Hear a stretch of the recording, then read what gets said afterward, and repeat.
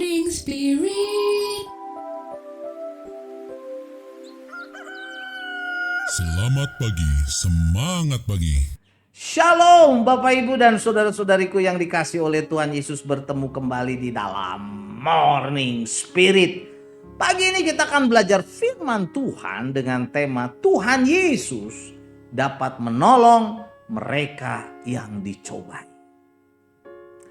Setiap pencobaan, saudaraku, yang harus kita tahu datangnya bukan dari Tuhan Yesus. Karena Tuhan Yesus tidak mencobai siapapun. Tetapi Tuhan Yesus selalu siap, saudaraku, menolong setiap kita yang dicobai, yang memohon pertolongan kepadanya. Nah, pada saat ini saudaraku, dari kebenaran firman Tuhan kita akan belajar 3 kebenaran bahwa Tuhan Yesus selalu siap menolong mereka yang dicobai, yang memohon pertolongan kepadanya, yang memohon supaya Tuhan Yesus menyertai memimpinnya, saudaraku ya. Kebenaran yang pertama, saudaraku, kita harus tahu bahwa pencobaan datangnya bukan dari Allah, bukan dari Tuhan Yesus, saudaraku.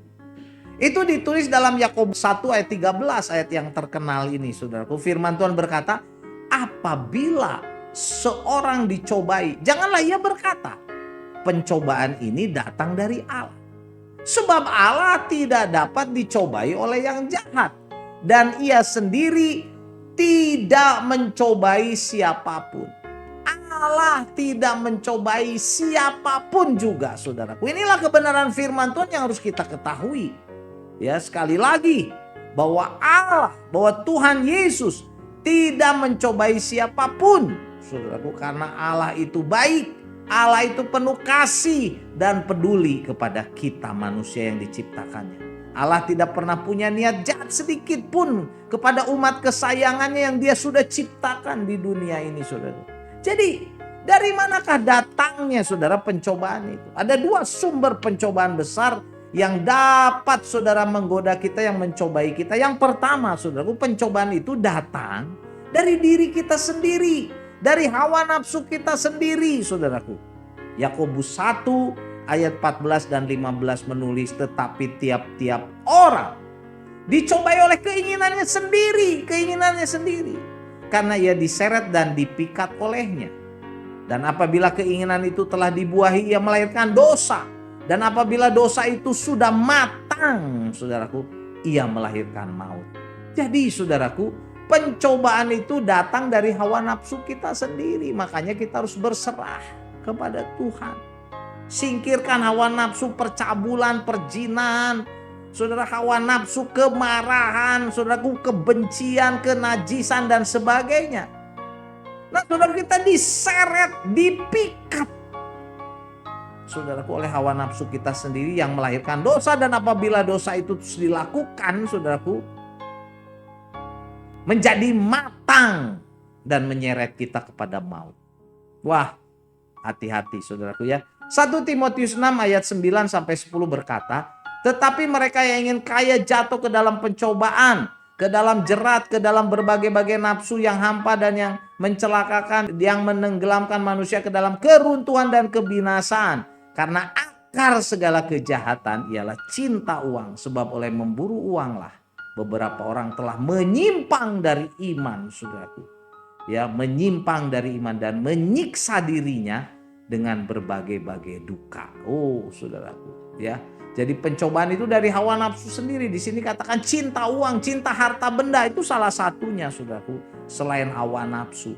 Jadi, saudaraku, mari kita bertobat, saudaraku, sungguh-sungguh berserah kepada Tuhan, juru selamat kita, supaya kita jangan dikuasai oleh hawa nafsu yang dapat mencelakakan, dosa-dosa yang menggoda dalam hidup kita, yang menenggelamkan dan meruntuhkan kita ke dalam kebinasaan. Kemudian pencobaan yang kedua yang seringkali datang, saudara, kepada kita adalah pencobaan yang datangnya dari si iblis, dari setan, saudaraku. Ini makanya kita harus hati-hati. Jangan kita main ilmu gaib, jimat, kedukun, orang pinter dan sebagainya. Jangan, saudaraku ya. 1 Petrus 5 ayat 8 sampai 11 berkata, sadarlah Sadar saudaraku dan berjaga-jagalah. Lawanmu si iblis berjalan keliling sama seperti singa yang mengaum-ngaum dan mencari orang yang dapat ditelannya. Lawanlah dia, lawanlah iblis dengan iman yang teguh, iman kepada Tuhan Yesus saudaraku ya. Sebab kamu tahu bahwa saudaramu di seluruh dunia menanggung penderitaan yang sama, dan Allah sumber segala kasih karunia yang telah memanggil kamu ke dalam Kristus kepada kemuliaan yang kekal akan melengkapi, meneguhkan, menguatkan, mengokohkan kamu sesudah kamu menderita seketika lamanya. Ialah atau Tuhan Yesuslah yang mempunyai kuasa sampai selama-lamanya. Amin ya. Jadi kita harus sungguh-sungguh mengandalkan Tuhan Yesus, saat mengalami pencobaan dari iblis, godaan dari hawa nafsu yang dapat menjatuhkan kita, saudaraku, kita bisa menjadi pemenang. Kita harus percaya Tuhan Yesus sanggup menolong kita saat kita menghadapi pencobaan, baik hawa nafsu yang muncul dari dalam diri kita, pikiran kita, hati kita, maupun pencobaan yang datang dari si iblis, setan yang jahat. Haleluya, saudaraku.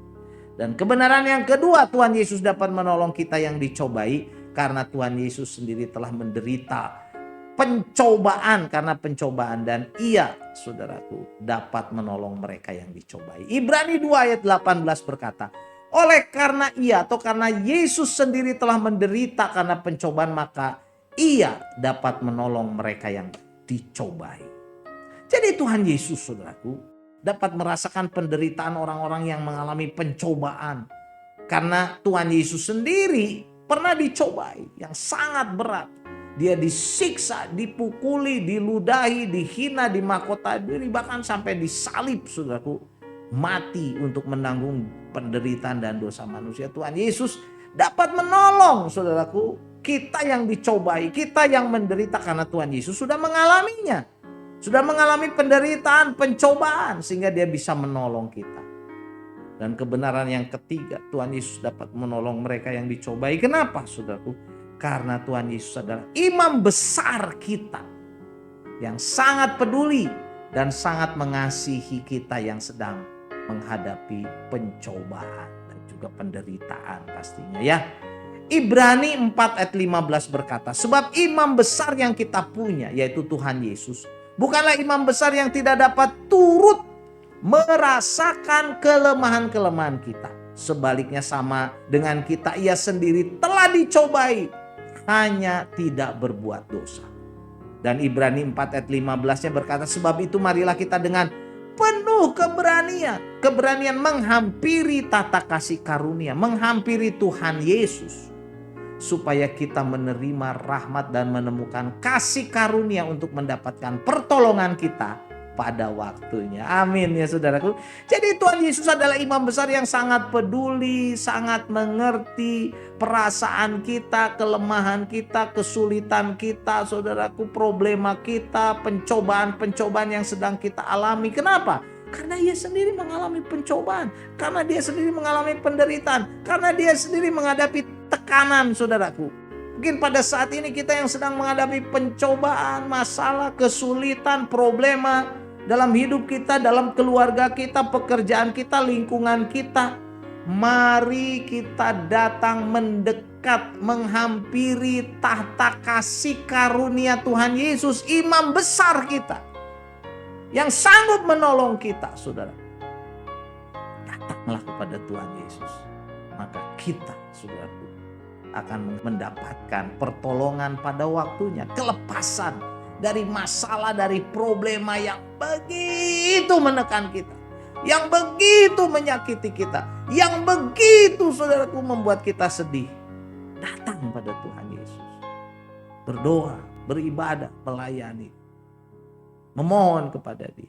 Tuhan sanggup menolong kita. Amin ya. Jadi inilah 3 kebenaran dari firman Tuhan, saudaraku, bahwa Tuhan Yesus selalu siap menolong kita yang sedang menghadapi pencobaan, kesulitan, masalah, saudaraku ya. Yang mau datang, saudaraku, pastinya kita ya dengan rendah hati memohon pertolongan kepadanya. Kenapa, saudaraku ya? Karena Tuhan Yesus baik. Ada 3 kebenaran yang kita pelajari pada saat ini. Yang pertama, kita harus tahu bahwa pencobaan itu bukan dari Allah, bukan dari Tuhan Yesus. Ada 2 pencobaan besar yang seringkali menimpa orang, yaitu pencobaan yang datang dari hawa nafsu sendiri Yang kedua, pencobaan yang datang dari si iblis yang jahat, dari setan. Dan yang kedua, saudara, kebenaran yang boleh kita pelajari, Tuhan Yesus dapat menolong mereka yang dicobai. Karena Tuhan Yesus sendiri telah menderita karena pencobaan, maka Tuhan Yesus dapat menolong kita yang dicobai. Dan kebenaran yang ketiga, Tuhan Yesus dapat menolong orang yang dicobai karena Tuhan Yesus adalah imam besar yang sangat peduli, yang sangat baik, yang sangat mengasihi kita, yang sedang menghadapi pencobaan. Haleluya, saudaraku ya. Mari kita datang kepada Tuhan Yesus. Dan Ibrani 4 ayat 16 saya bacakan. Sebab itu marilah kita dengan penuh keberanian menghampiri tahta kasih karunia Tuhan Yesus. Supaya apa? Supaya kita menerima rahmat dan menemukan kasih karunia untuk mendapatkan pertolongan kita pada waktunya. Pastinya saat kita menghadapi pencobaan, masalah hidup, problema hidup, penderitaan apapun juga. Amin. Mari kita berdoa. Terima kasih Tuhan Yesus, Engkau Allah yang baik. Kami mau datang kepada Engkau Tuhan dengan kerendahan hati. Engkau adalah imam besar yang berkuasa, yang sanggup menolong kami dari masalah, dari pencobaan, dari penderitaan, dari tekanan hidup apapun juga. Dalam nama Tuhan Yesus kami berdoa. Amin. Amin. Bapak, Ibu, dan saudara-saudariku yang dikasih oleh Tuhan Yesus. Kalau kita diberkati oleh Morning Spirit, jangan lupa klik like, subscribe, bunyikan loncengnya supaya bisa mengikuti Morning Spirit ini terus. Dan kalau kita diberkati, bagikan kepada banyak orang. Sampai bertemu dalam Morning Spirit selanjutnya. Morning Spirit. Selamat pagi, semangat pagi.